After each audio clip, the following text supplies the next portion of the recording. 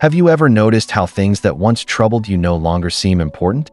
As we grow older, our main concerns change, and honestly, many worries that felt crucial simply lose their significance after reaching 70 years of age.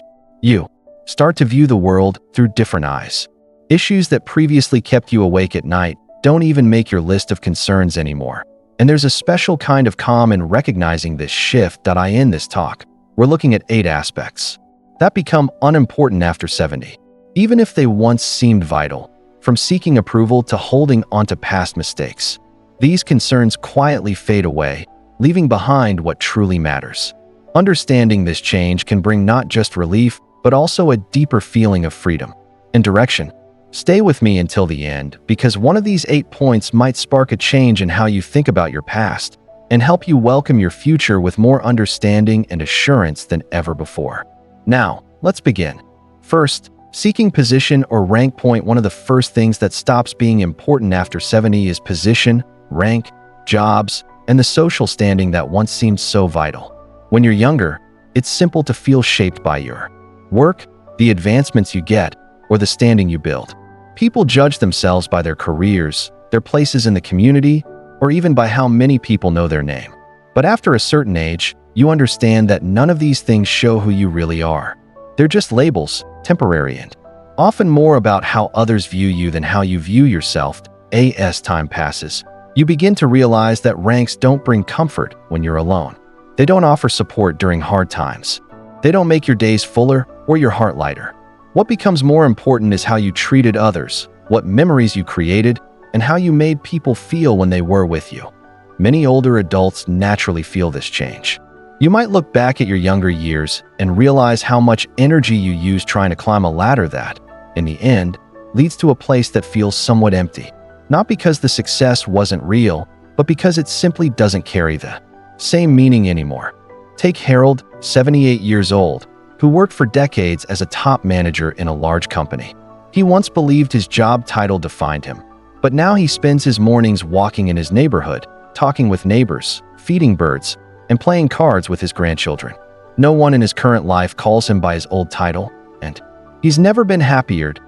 That's the strange part. The things you once thought were key to being someone, titles, prizes, praise, eventually become just part of your story, not your whole identity.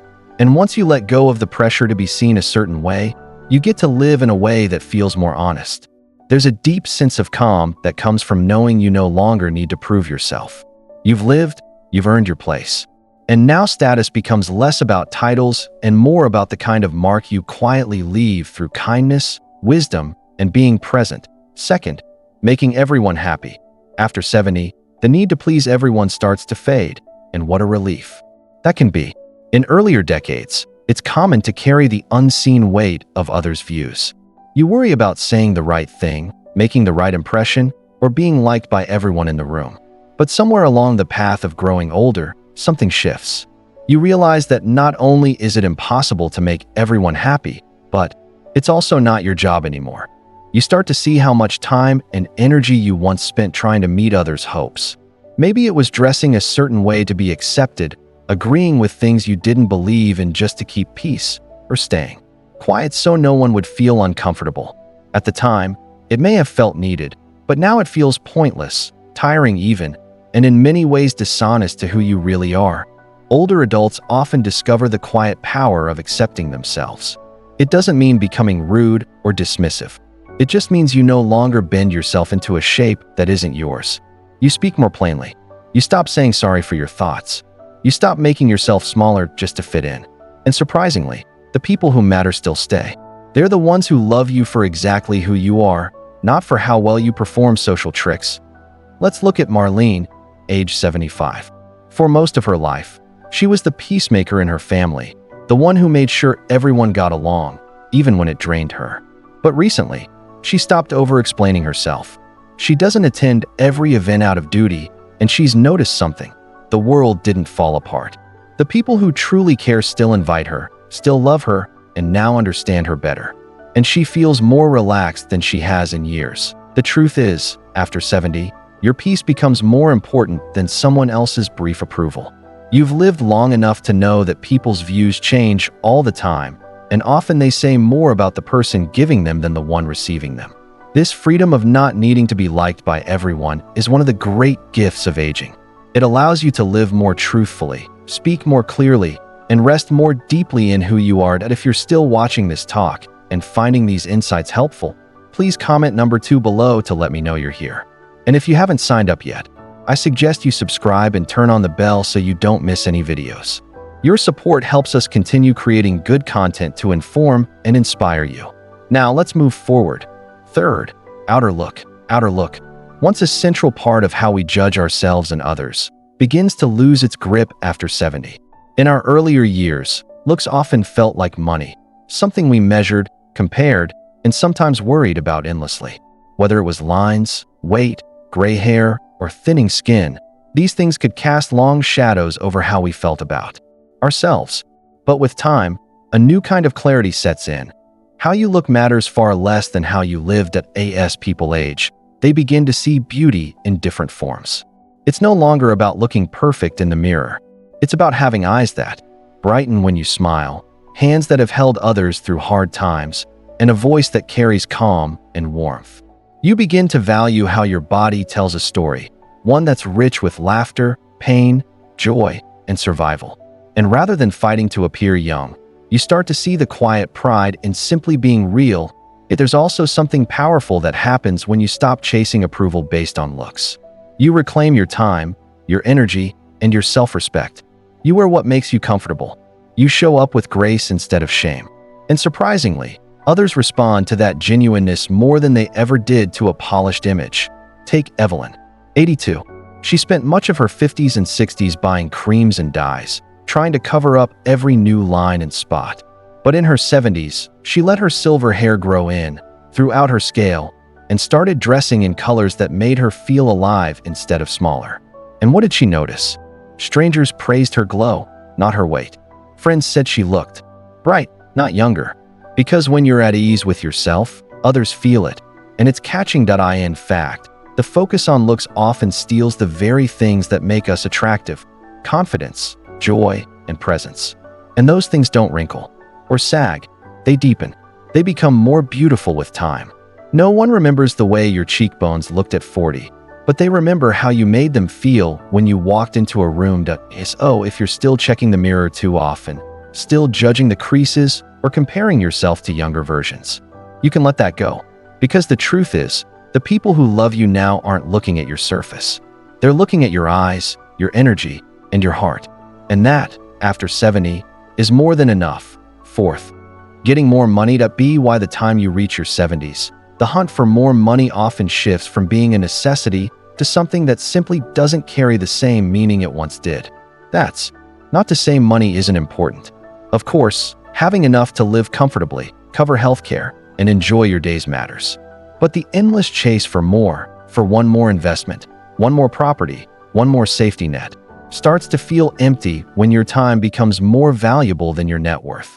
Many people spend their younger years in survival mode or in pursuit of goals tied to income, retirement plans, college savings, house loans, credit scores. It's easy to get wrapped up in financial success as if it's the scoreboard of life. But after 70, priorities change. You begin to understand that money can buy stability, but not peace. It can buy access, but not joy. And it certainly can't buy time. What becomes clear is that experiences, not earnings, leave the lasting mark. The laughs around your dinner table, the quiet afternoons spent in the garden, the warm talks during long walks. Those are the moments that define a life well lived, not the zeros in your account, not the size of your estate. Look at Gerald, 76, who worked hard all his life and saved carefully. But now, instead of worrying about growing his savings, he's focused on enjoying them. He takes trips with his daughter, gives to causes he believes in, and treats himself to things he once deemed unnecessary. And what he's found is that using his money to create memories and make life easier for himself and others is far more satisfying than watching it sit untouched in a bank account. There's a kind of wisdom that settles in after 70, a knowing that the richness of life has little to do with how much you gather and everything to do with how you spend the time you have left. After all, you can't take it with you. And no, one wants to be remembered just for having money. They want to be remembered for how they gave, how they lived, and how they made others feel. So if you're still caught up in the cycle of financial comparison, or still pushing for just a little more, maybe it's time to ask, what's the money really for now? And what would it mean to stop gathering and start enjoying? If you're still watching this talk and finding these insights helpful, please comment number 4 below to let me know you're here. And if you haven't signed up yet, I suggest you subscribe and turn on the bell so you don't miss any videos. Your support helps us continue creating good content to inform and inspire you. Now, let's move forward. 5th, keeping old grudges. Point 1. Of the heaviest things people carry into their later years, yet one of the least useful, is an old grudge. After 70, the need to keep score, stay angry, or relive past wrongs starts to feel more like a burden than a defense. You begin to see how much energy it takes to stay upset and how little it actually gives you in return.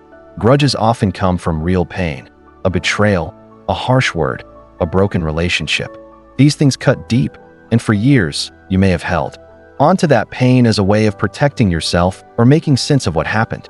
But at some point, the question becomes, is this anger still protecting you, or is it just keeping you from peace?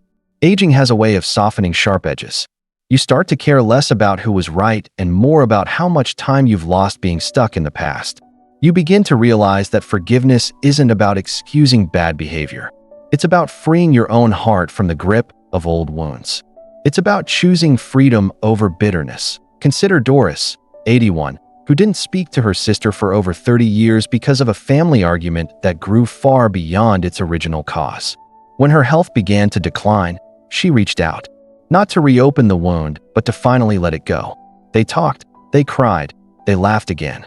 And in those final years together, they found a closeness that neither of them thought was possible anymore, all because one of them decided to stop. Holding on, letting go doesn't mean you forget what happened. It means you stop letting it define you. The anger, the resentment, they may have felt justified at the time, but now they just take up space where peace could be. They cloud your relationships, your sleep, even your joy. And after 70, joy is something worth protecting. The truth is, no one gets through life without being hurt, but not everyone gets the gift of growing old enough to choose how they carry that hurt. You can carry it like a weight, or you can set it down like a stone you no longer need.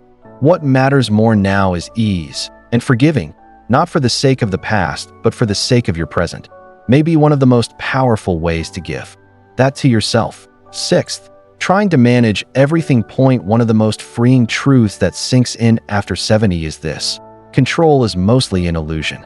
In your younger years, you may have tried to manage everything: your schedule, your children, your finances, your health, even the future itself. You planned, you adjusted, and you worked hard to make sure life went according to script. But over time, life teaches you something else, that no matter how carefully you plan, some things will always remain outside your grasp. This realization doesn't come all at once. It unfolds. Maybe it begins with the unexpected diagnosis of a loved one, or a moment when your body doesn't quite work like it used to, or perhaps it's the sudden loss of someone you thought would always be around. These moments can be painful, but they can also be clarifying. Because once you stop trying to control everything, you begin to notice what you can control, and that's where the real power lives. You can't stop change.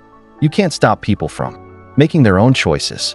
You can't stop time from moving forward, but you can choose how you respond to it. You can choose how gently you speak, how kindly you act, and how peacefully you let go of what you were never meant to carry in the first place. There's a kind of quiet strength that comes from surrendering, not in weakness, but in wisdom. It's the strength to say, I don't know what's coming next, but I'll meet it when it arrives.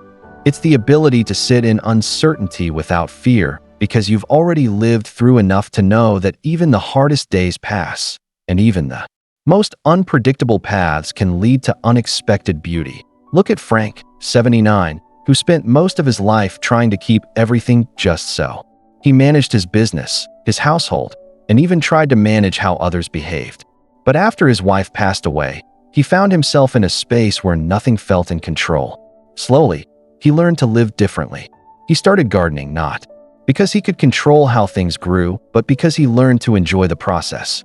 He stopped trying to plan every detail of family gatherings and instead focused on being fully present. And in that loosened grip, he found something unexpected: peace. Control can make you feel safe, but it can also make you tense, tired, and constantly on edge. And after 70, what most people want isn't control, it's calm. The kind that comes when you stop clenching your fists and start opening your hands. So if you've been trying to hold everything together, remember, it's okay to let go. Not everything needs to be managed. Some things just need to be witnessed, accepted, and lived through with grace and with trust. If you're still watching this talk and finding these insights helpful, please comment number 6 below to let me know you're here. And if you haven't signed up yet, I suggest you subscribe and turn on the bell so you don't miss any videos. Your support helps us continue creating good content to inform and inspire you. Now, let's move forward. 7th, following current fads. Point 1. Of the quiet freedoms that comes with age is realizing you don't have to keep up anymore. Not with fashion, not with the latest apps, not with what's popular on television or social media. After 70, the pressure to stay current begins to feel more like noise and less like something that actually adds value to your life. In your younger years, it might have felt important to stay on top of what's new. Maybe you changed your clothes to match the times, adopted new habits because everyone else was doing it, or felt the need to stay in the loop just to feel relevant. But now, relevance is defined differently. It's not about being up to date. It's about being deeply present. And presence doesn't go out of style.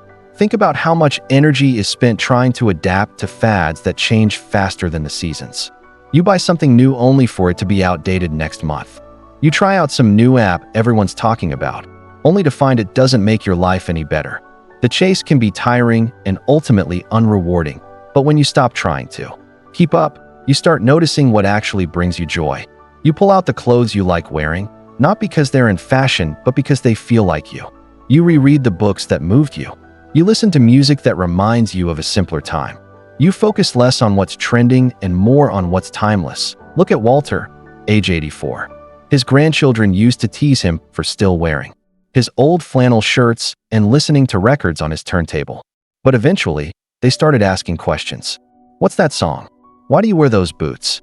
They began to see that what once seemed outdated was actually genuine.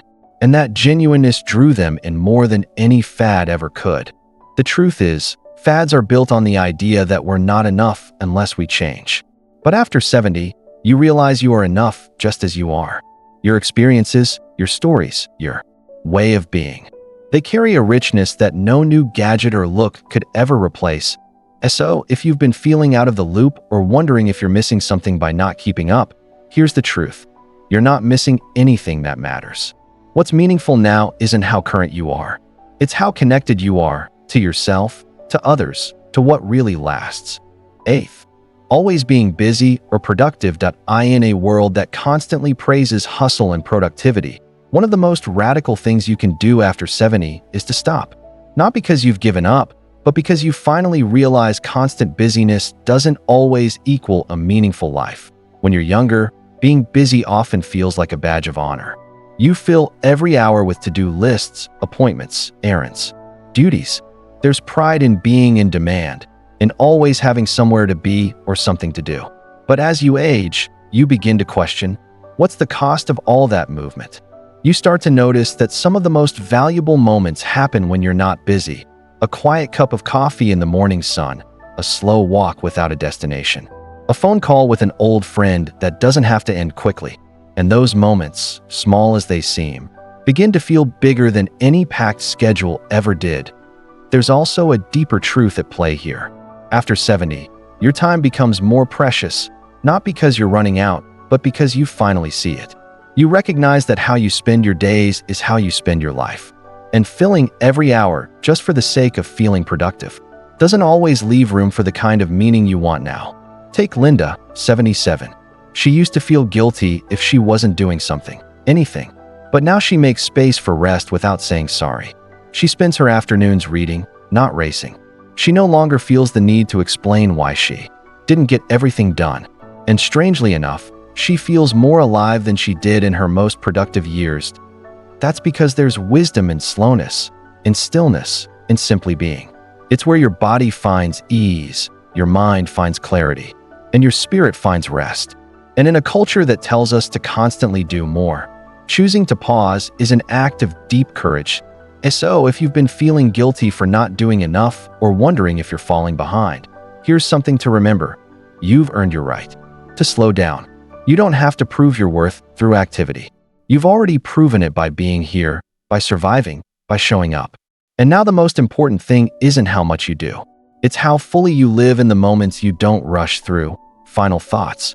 At 70 and beyond, something powerful begins to happen. You begin to see with clearer eyes what actually matters, and, just as importantly, you begin to see what doesn't. Letting go of the chase for status, approval, or control isn't a loss. It's a return to yourself, a return to peace. Think back on the 8 things we talked about today. Which one felt most familiar to you? Which one are you ready to release? These questions aren't meant to be heavy. They're meant to be freeing. Because the truth is, you've carried enough, and now you get to choose what stays. That you've lived long enough to know that the world won't stop spinning if you slow down, say no, or stop trying to please everyone. What the world needs from you now isn't perfection. It's presence. It's your laughter, your wisdom, your quiet example of what it looks like to live fully. Even when the world tells you you're past your prime, but you're not past anything. You're right on time, right where you need to be. Thank you for joining us today. We'd love to hear from you. Leave a comment below and share one thing you learned today and how you plan to use it in your life. Your thoughts are important to us, so don't hold back from sharing them. Reading your comments gives us great motivation and encouragement. That if you enjoyed this video and found it helpful, please like, subscribe, and share. Your support helps us continue creating good content to inform and inspire you. Thanks for watching, and we look forward to seeing you in the next video.